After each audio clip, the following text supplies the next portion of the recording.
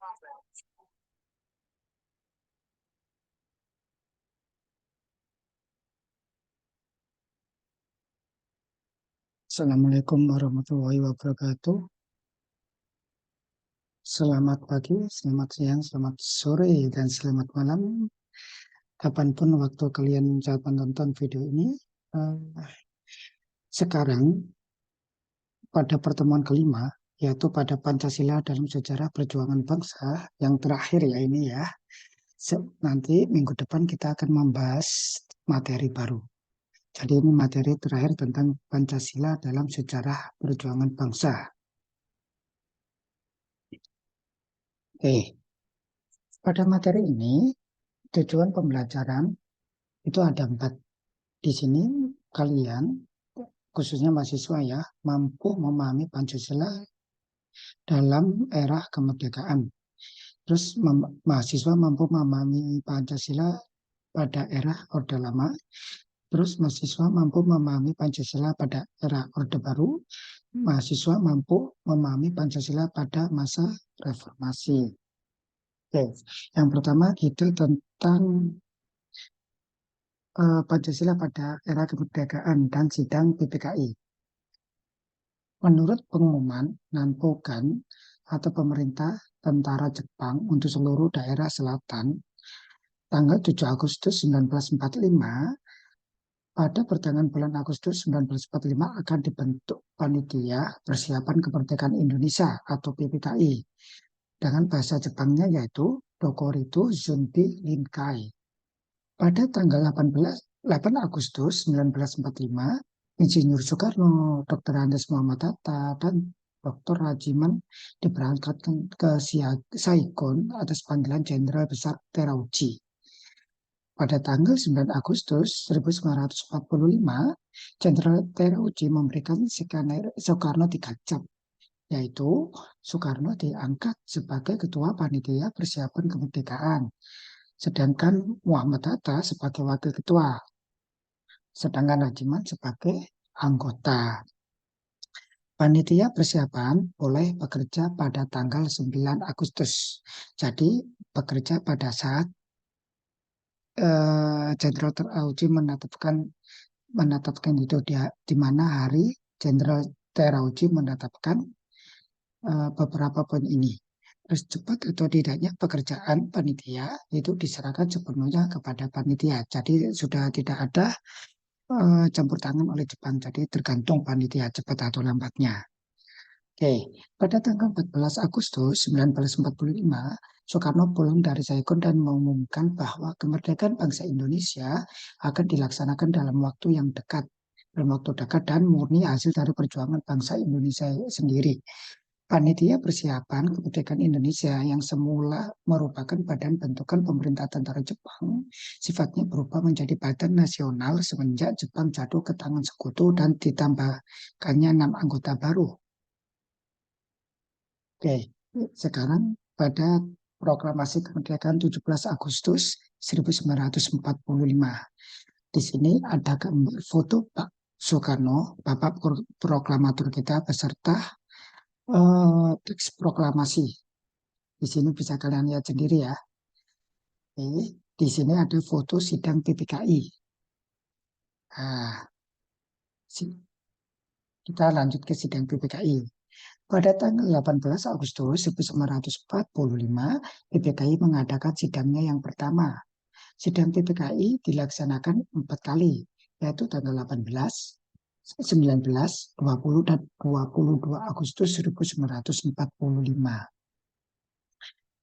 Sidang pertama pada 18 Agustus 1945 itu dihadiri 27 orang dan menghasilkan keputusan sebagai berikut. Yang pertama mengesahkan Undang-Undang Dasar 1945, terus memilih presiden dan wakil presiden yang pertama, menetapkan berdirinya Komite Nasional Indonesia Pusat sebagai Badan Musyawarah Darurat. Pada mengesahkan Undang-Undang Dasar 1945 itu ada 2 poin. Ya, yang pertama, setelah melakukan beberapa perubahan pada Piagam Jakarta yang kemudian berfungsi sebagai pembukaan Undang-Undang Dasar 1945, terus menetapkan rancangan hukum dasar yang telah diterima dari Badan Penyelidik pada tanggal 17 Juli 1945 setelah mengalami berbagai perubahan karena berkaitan dengan perubahan Piagam Jakarta kemudian berfungsi sebagai Undang-Undang Dasar 1945. Sedangkan pada sidang PPKI hari kedua yaitu tanggal 19 Agustus 1945 itu menetapkan tentang daerah provinsi dengan pembagian berikut. Yang pertama Jawa Barat, Jawa Tengah, Jawa Timur, Sumatera, Kalimantan, Sulawesi, Maluku, dan Sunda Kecil. Jadi pada saat itu provinsi hanya terbagi menjadi 8. Berbeda dengan sekarang yang jumlahnya ada 33. Itu Jawa itu masih ada 3, yaitu Jawa Barat, Jawa Tengah maupun Jawa Timur. Sedangkan Sumatera full masih satu pulau itu satu provinsi, Kalimantan satu pulau satu provinsi, begitu juga Sulawesi, Maluku, dan Sunda Kecil ya. Oke, untuk sementara kedudukan kota dan sebagainya diteruskan sampai seperti sekarang. Koti. Untuk sementara waktu kedudukan kota diteruskan seperti sekarang. Oke, pada tanggal 20 Agustus 1945, sidang ketiga PPKI dilakukan pembahasan tentang agenda Badan Penolong Keluarga Korban Perang. Adapun keputusan yang dihasilkan adalah terdiri dari 8 pasal. Salah satu dari pasal tersebut yaitu pasal 2 dibentuklah suatu badan yang disebut dengan Badan Keamanan Rakyat. Dan di hari terakhir yaitu 22 Agustus 1945 itu sidang keempat PPKI membahas agenda tentang Komite Nasional Partai Nasional Indonesia yang pusat kedudukannya ada di kota Jakarta. Nah ini ya, ini masalah-masalah setelah proklamasi kemerdekaan. Di sini ada G30 SPKI, gerakan DITI, ya kan? Oke, di sini ada beberapa jenderal yang kemarin ya, yang pada bulan kemarin kita peringati pada tanggal 30 September. Gerakan 30 September itu.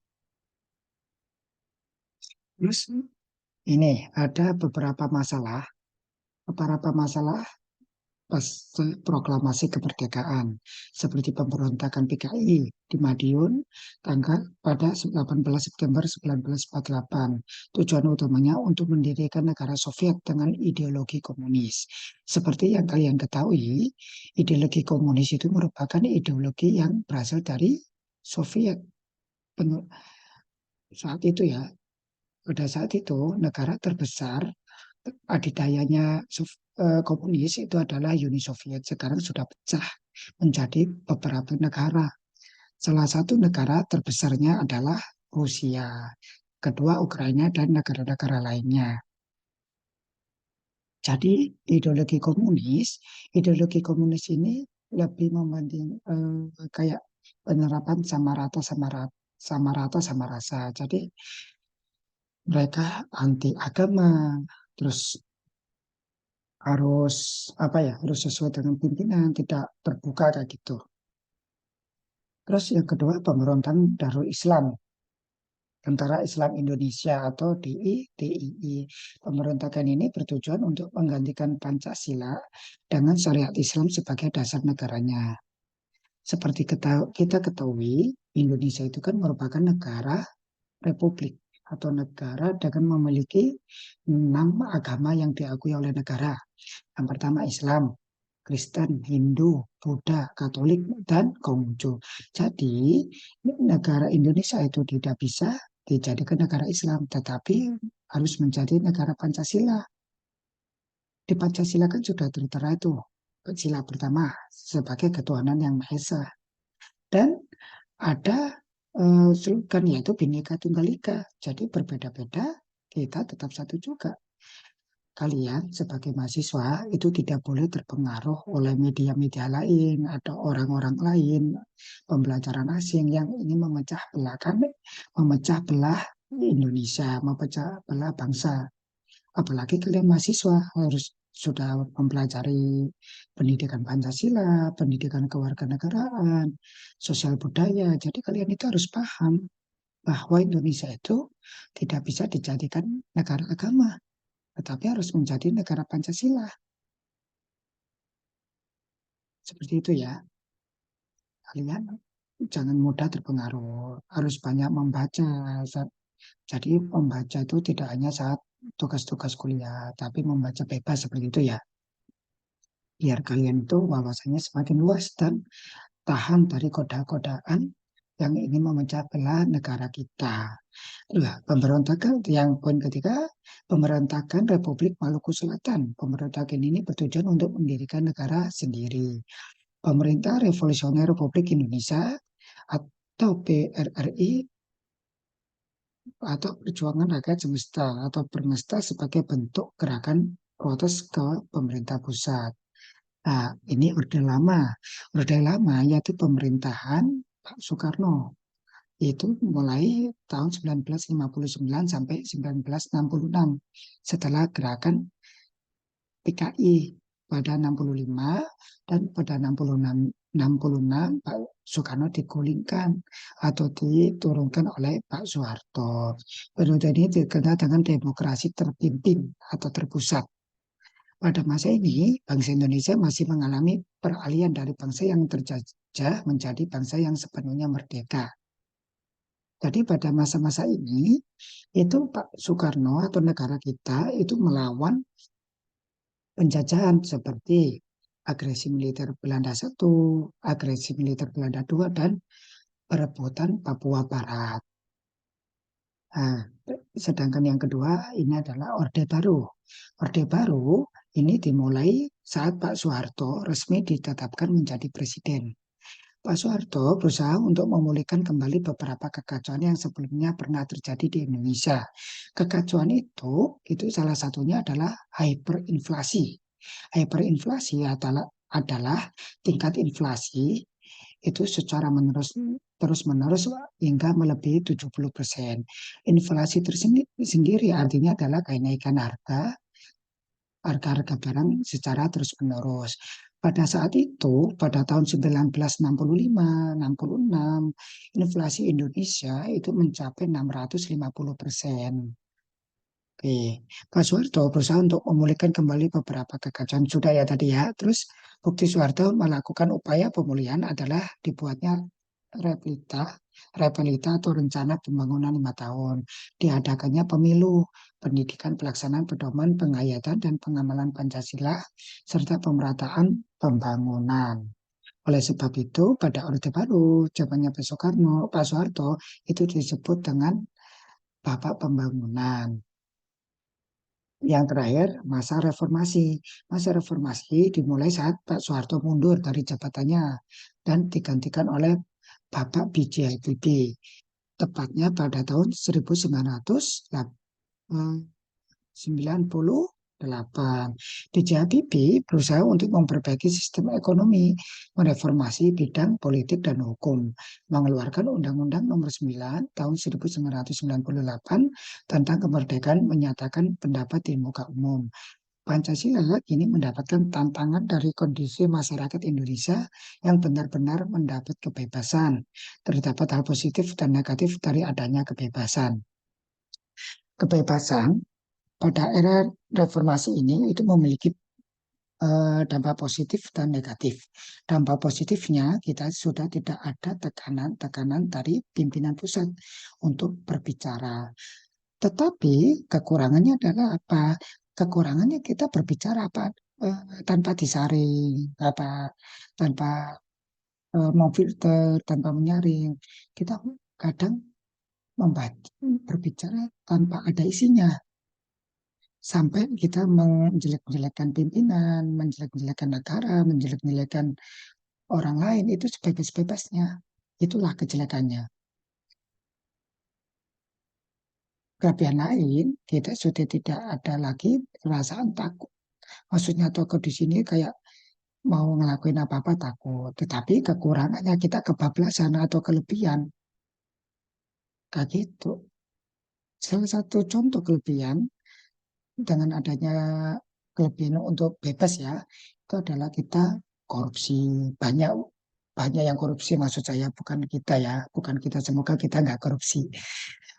Banyak orang-orang itu korupsi dari hal-hal kecil sampai hal-hal yang besar. Terus berbicara tanpa memfilter, pergaulan bebas, ya kan seks bebas, narkoba, dan lain sebagainya.